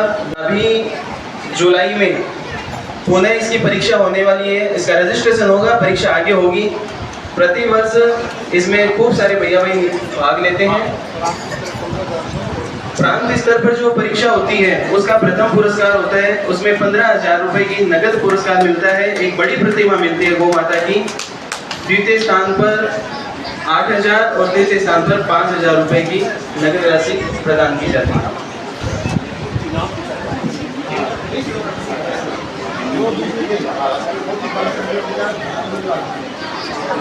हमारा बहुत बड़ा सौभाग्य है, हमारे बीच मंच पर महाराज जी उपस्थित हैं। आग्रह करता हूँ सभी को आशीर्वाद प्रदान करें। रामचंद्र भगवान की, भारत माता की, भारत माता की। देखिए आज सौभाग्य के बाद है कि पहला उत्सव है, आप सभी लोग अभिभावक लोग इसमें आए हुए हैं। मैं तो केवल एक चीज कहूँगा, क्योंकि ज़्यादा बोल नहीं पाऊंगा, तबीयत मेरी ठीक नहीं थी अभी कुछ दिन पहले। तो रामायण में से एक मैं दोहा सुनाऊंगा आपको। संत कहीं असनीति प्रभु सुधि पुराण मुनि गाव, होई न विमल विवेक और गुरु सन किए गुरा। इसका अर्थ ये है, कोई भी व्यक्ति जैसे शिष्य है, गुरु और शिष्य की परंपरा कैसे चलती है। गुरु के साथ अगर शिष्य कपट करता है, दुराव व्यवहार करता है, तो उसको सच्चा विवेक या ज्ञान नहीं मिल पाता है। सच्चा ज्ञान या विवेक तभी मिल पाता है जब अपने गुरु के प्रति श्रद्धा रखता है, दुराव व्यवहार नहीं करता। इसके प्रमाण महाभारत में आता है। भगवान परशुराम जी ने प्रतिज्ञा ली थी कि केवल मैं विद्या ब्राह्मणों को ही, और उनकी प्रतिज्ञा अटल है। विद्या कर्ण को भी चाहिए थी, लेकिन कर्ण मूल रूप से क्षत्रिय होने के कारण वो भगवान परशुराम जी महाराज के पास तक नहीं पहुंच पाए। लेकिन उनको पहुंचना था, किसी भी तरीके से मुझे भगवान परशुराम से विद्या चाहिए। इसीलिए उन्होंने अपने स्वरूप को बदला, ब्राह्मण स्वरूप धारण करके वो भगवान परशुराम जी के पास पहुंचे। भगवान परशुराम जी को प्रणाम किया। परशुराम जी महाराज उसके ब्राह्मणत्व को देख करके आदर दिया, कहा भाई पधारो ब्राह्मण दे, क्या चाहिए। कहा महाराज मैं आपका शिष्य बनना चाहता हूँ। आपके जैसे शिष्य पा करके मैं कृतार्थ हुआ। उन्होंने अपना शिष्य बनाया कर्ण को। बाद में कर्ण ने भगवान परशुराम जी की बहुत सेवा की। बच्चे सब ध्यान से सुनिए, आपके लायक प्रसंग है। बहुत कर्ण ने बहुत सेवा की, गुरु की बहुत सेवा की। आज जितनी भी विद्याएं थी, सारी विद्याएं भगवान परशुराम ने कर्ण को दे दी। पर एक बार की घटना, भगवान परशुराम लेटे हुए थे और गुरु की सेवा में कर्ण महाराज लगे हुए थे, पैरों की सेवा कर रहे थे। इतने में एक जहरीला कीड़ा आया और उसने डंक मारी। तो डंग मारी तो उनको पीड़ा हुई, लेकिन उठ नहीं सकते थे। गुरुदेव विश्राम कर रहे थे। गुरुदेव के विश्राम में विघ्न पहुंचेगा, इसलिए उस पीड़ा को सहन करते गए। कीड़ा काटता चला गया, रक्त की धार बह चली, लेकिन कुछ क्षण के बाद जब रक्त की धार भगवान परशुराम जी के शरीर में जब रक्त स्पर्श हुआ, वो जाग गए। देखा कर्म, ये रक्त की धार ये कहां से आई है? कहा गुरुदेव क्षमा करें, जब आप विश्राम कर रहे थे उस समय एक जहरीला कीड़ा आया, उसने डंक मारी। मैंने सोचा गुरुदेव अभी विश्राम कर रहे हैं, अगर इसको उठ करके मैं भगाता हूँ तो विघ्न पहुंचेगा। तो इसीलिए गुरुदेव मैं सहन करता चला गया और वो कीड़ा काटता चला गया और रक्त की धार बह चली। सुन करके परशुराम जी ने सोचा कि ये कीड़ा काटता चला गया, ये सहन करता चला गया, कौन हो तुम? मुझे तो नहीं लगता कि तुम ब्राह्मण हो, क्योंकि ब्राह्मण का स्वभाव सहन करना नहीं है, सहन करना क्षत्रिय का स्वभाव है। इसीलिए तुम कोई उच्च क्षत्रिय कुल से लगते हो। बताओ कौन हो? गुरुदेव मुझे क्षमा करें, जल्दी बताओ वरना श्राप दे दूंगा। जब परशुराम ने श्राप देने की बात कही तब पर कर्ण महाराज चरणों में गिर करके कहा, महाराज मैं मूल रूप से क्षत्रिय कर्ण हूँ, मुझे आपसे विद्या पानी थी, इसीलिए मैंने छल करके कपट करके आपसे ब्राह्मण वेश धारण करके विद्या पाई। अब परशुराम जी महाराज बहुत दुखी हुए, इसने तो मेरे साथ छल किया है, कपट किया अपने गुरु के साथ, अब ये मेरा शिष्य बन चुका है, लेकिन फिर भी मैं तुझे श्राप दे रहा हूं, जाकर जो विद्या तू धोखे से पाई है, छल करके कपट करके पाई है, वही सही समय पर तुझे धोखा दे जाएगी और तू मारा जाएगा। इसका प्रमाण ठीक कुरुक्षेत्र के मैदान में हुआ था, जब कर्ण और अर्जुन के बीच में लड़ाई चल रही थी, घमासान लड़ाई चली, लेकिन अचानक ऐसा हुआ कि उसका कर्ण का रथ जो है धरती पर धंस गया। धरती पर धंसते क्या गया, धरती की उस श्राप को सत्य करने के लिए उसके पहिया को ही पकड़ लिया। अब उसने बहुत प्रयास किया उसको निकालने के लिए, लेकिन निकाल नहीं पाया। तब भगवान कृष्ण ने अर्जुन से कहा, अर्जुन चलाओ बाण, पर महाराज ये जमीन पर है, इसके पास कोई अस्त्र शस्त्र नहीं है, इसको मारना उचित नहीं है। उसी समय कर्ण ने कहा, ये तो महाराज क्षत्रिय धर्म के विपरीत काम है, कहीं पर भी आज तक क्षत्रिय योद्धा में ऐसा नहीं सुना कि भाई प्रतिंचा टूटी हुई हो, योद्धा घायल हो, या उसके बाद कोई अस्त्र शस्त्र ना हो, उसके ऊपर कोई अस्त्र शस्त्र प्राप्त करने का विधान हो। लेकिन आज इस अर्जुन से मैंने देखा मेरे पर बाण प्रहार करने के लिए तैयार है, जो पूरे क्षत्रिय रिवाज के विपरीत काम है। भगवान कृष्ण ने कहा, देखो कर्ण, आज तक धर्म की बहुत बड़ी बड़ी बात कर रहे हो, उस समय तुम्हारी धर्म की बात कहाँ गई थी? जब उस द्युत सभा में द्रौपदी वस्त्राण हो रहा था, उस समय तुम्हारा ज्ञान कहाँ गया था? उस समय भी तुम धर्म की बात कर सकते थे, रक्षा कर सकते थे पांचाली की, ऐसा नहीं किया। एक साथ कई वीर मिल करके अभिमन्यु को मार डाले, उस समय तुम्हारा धर्म कहाँ गया था? वो धर्म नहीं हो रहा था, धर्म की बात कर रहा है। धर्म के उस सूक्ष्म स्वरूप को समझना तुम्हारे बस में नहीं है। अर्जुन चलाओ बाण इसके ऊपर, क्योंकि इसने अधर्म के तरीके से विद्या पाई है, और साथ में जो अधर्म को साथ देता है उसको अधर्म के तरीके से मारने में कोई पाप नहीं होता है, महान पुण्य की प्राप्ति होती है। बाण चला। उसी समय अर्जुन ने बाण चलाया और कर्ण सभी विद्याओं को याद करते रहे, लेकिन गुरु के श्राप के कारण सारी विद्याएं भूल गई और अंततः वहीं पर कर्ण महाराज मारे गए। इस विद्या से आप इस ज्ञान से क्या प्रसन्न मिला? इसका अर्थ ये है कि कभी भी गुरु के साथ कपट व्यवहार करना नहीं चाहिए, दुराव्यवहार करना नहीं चाहिए। मैं सभी बच्चों से यही कहना चाहता हूँ, जो यहाँ पढ़ाते हैं स्कूल में, वो गुरु है। गुरु का मतलब गु मतलब अंधकार, रु मतलब प्रकाश, गु मतलब अज्ञान, रु मतलब ज्ञान, यानी जो अंधकार से प्रकाश की ओर ले जाता है, जो अज्ञान से ज्ञान की ओर ले जाता है, उसी को तो हम गुरु कहते हैं। इसीलिए रामचरितमानस में भी बंदों गुरुपद पदुम पराग, यानी गुरुदेव की चरणरज की वंदना की गई। इसीलिए गुरु के प्रति श्रद्धा होना बहुत जरूरी है, विश्वास और उसके शब्दों के प्रति विश्वास और उसके प्रति आदर का। तो आज ये इस उत्सव में मैं इतने शब्द के साथ विराम दे रहा हूँ। बोलिए रामचंद्र भगवान की, पार्वती पद हर हर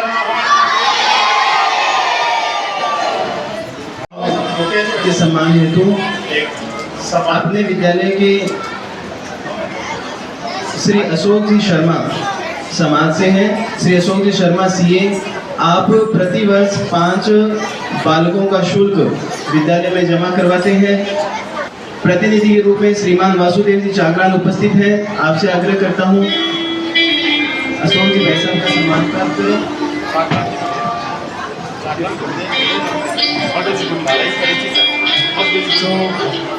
शरद जी भाई साहब से आग्रह करता हूँ अशोक जी का सम्मान आप प्राप्त करें।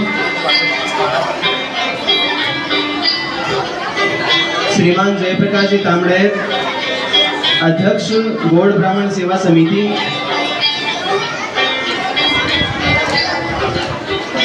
श्रीमान जयप्रकाश जी तांबड़े, आप गौड़ सेवा समिति के अध्यक्ष हैं माननीय। आपके द्वारा विद्यालय की शिशु वाटिका की कक्षाओं में 19 दरियां प्रदान की गई थी। जोरदार तालियों से स्वागत करें भाई साहब का। शिशु वाटिका की कक्षाओं के हेतु 19 दरियां भाई साहब ने विद्यालय को प्रदान की।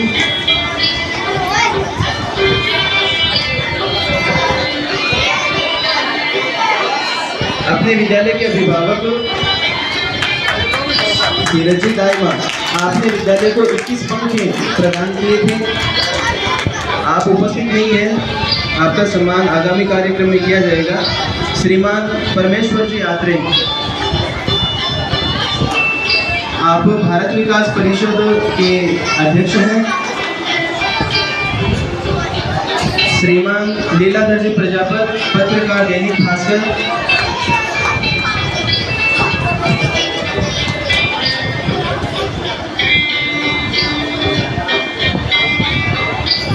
श्री अरविंद जी महर्षि, आप पत्रकार हैं, आप भी मंच पर आए, आपका भी सम्मान मंच से होने जा रहा है।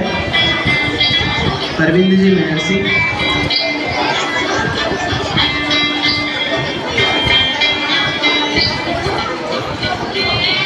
श्री अरविंद जी मिश्रा, विश्व हिंदू परिषद, आपके साथ आपके सदस्य विश्व हिंदू परिषद के सदस्यगण श्रीमान राजकुमार जी महर्षि उपस्थित रहेंगे। भाई साहब संयुक्त रूप से केवल एक पुरस्कार लेंगे। श्री कन्हैयालाल जी चौहान विद्यालय की सार संभाल करते हैं। कुश्ती की जो जिले की, प्रांत की, SGFI की जो भी प्रतियोगिताएं होती है उनमें भाई साहब का मार्गदर्शन मिलता है।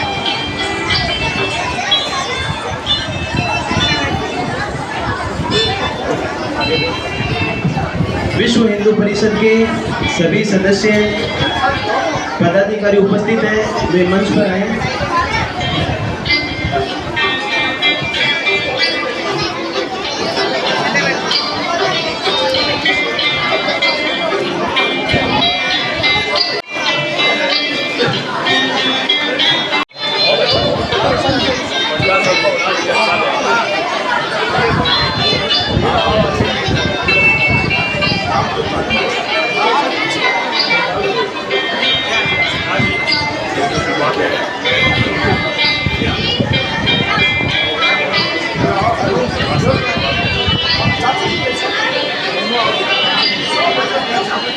श्रीमान सुरेश जी सेंडा,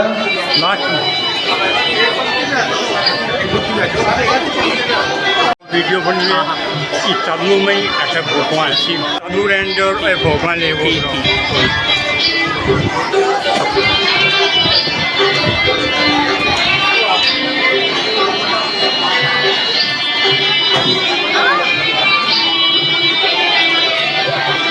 श्री दीपक कुमार जी शर्मा,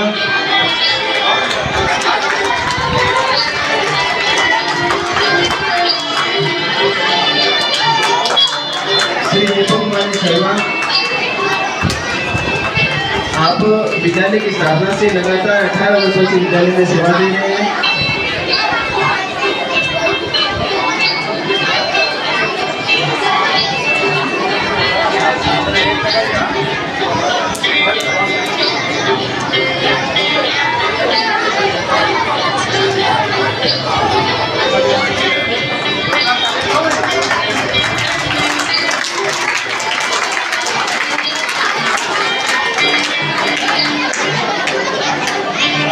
जो अपनी रिकॉर्डिंग कर रहे हैं भाई साहब से आग्रह करता हूँ मंच पर आए। एक पुरस्कार रतन लाल जी वर्मा।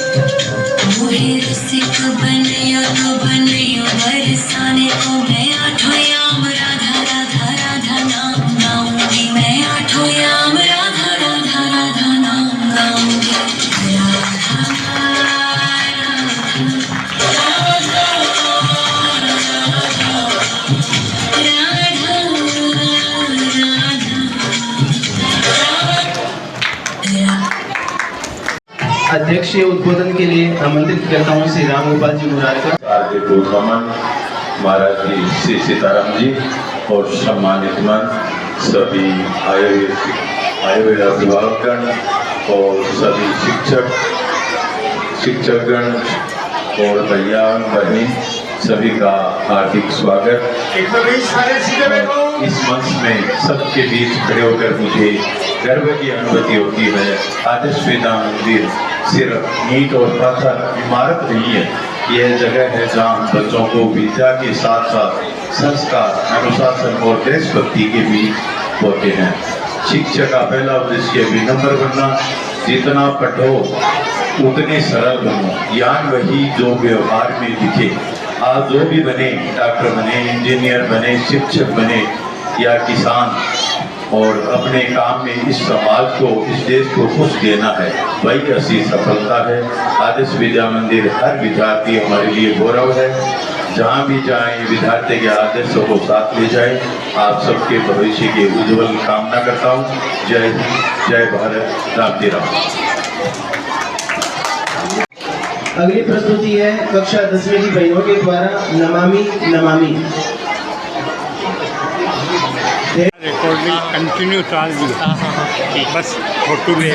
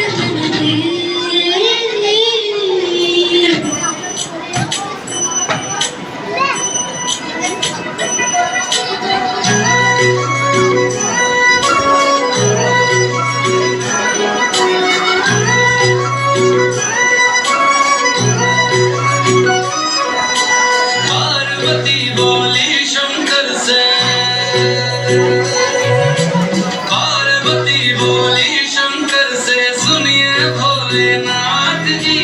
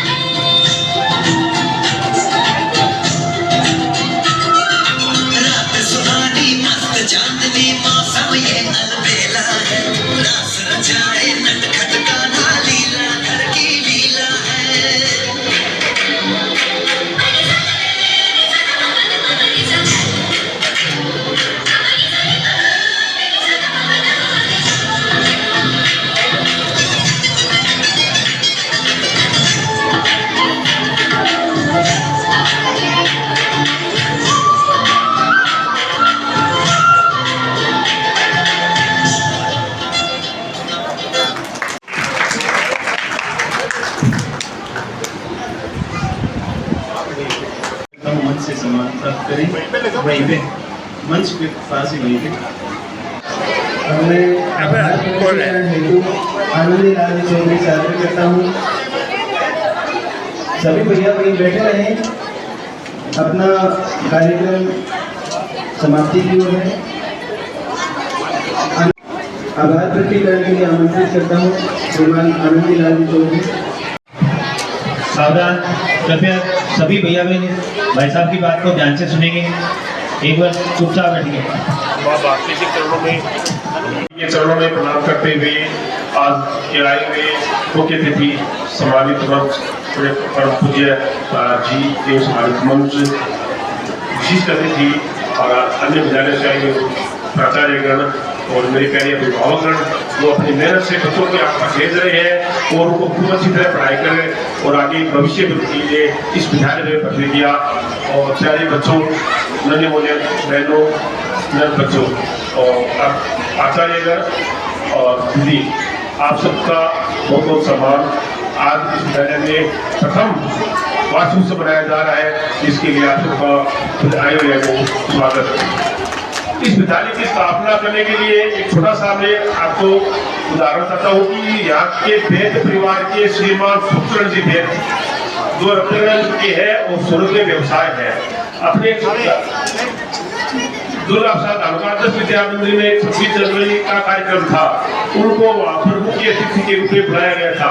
उन्होंने वहाँ का कार्यक्रम देखकर इतने विभोष हुए कि उन्होंने वहाँ पर भी अपने उद्बोधन में और विद्यालय बनाने की घोषणा कर दी और उन्होंने कहा मेरे पास बहुत बड़ी जगह पड़ी है, आप वह जगह ले लो और विद्यालय का निर्माण कर लो।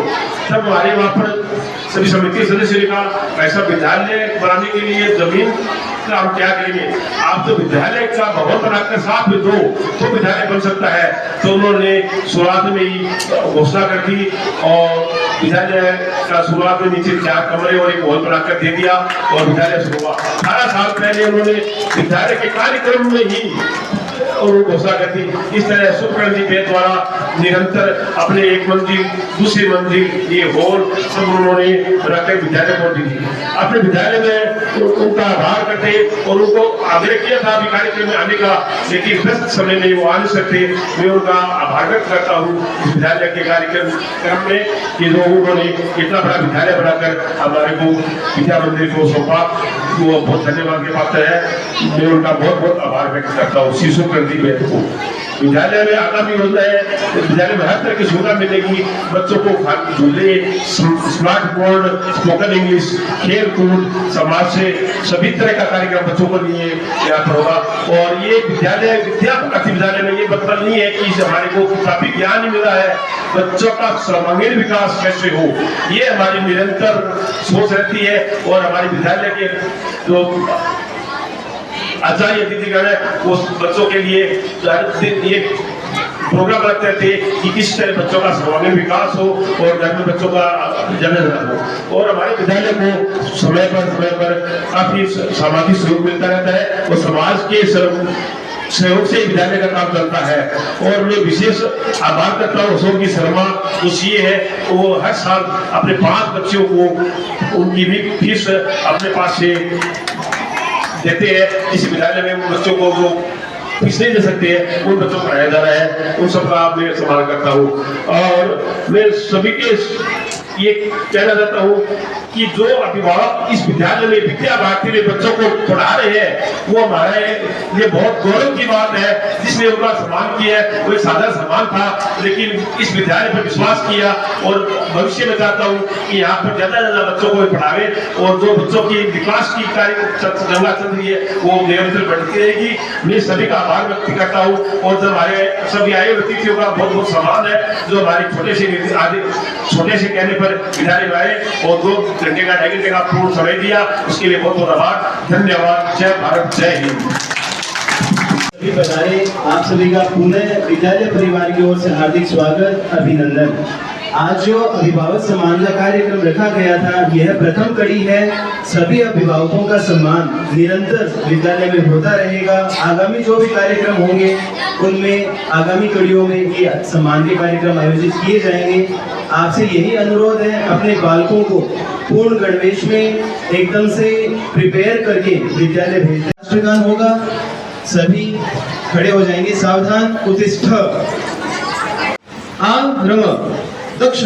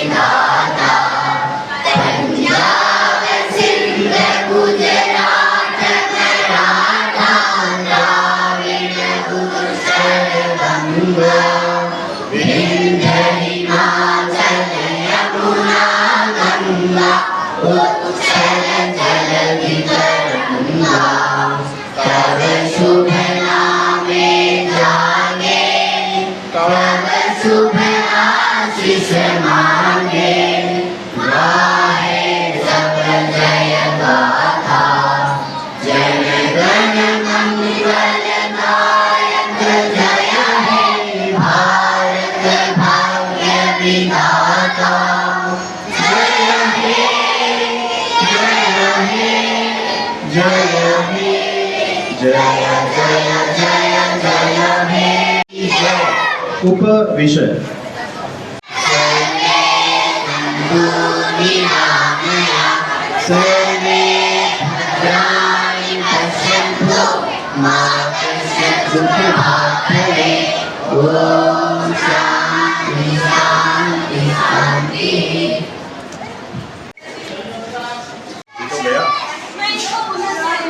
और वीडियो बन रही है और आप फोटो वीडियो बन तो रही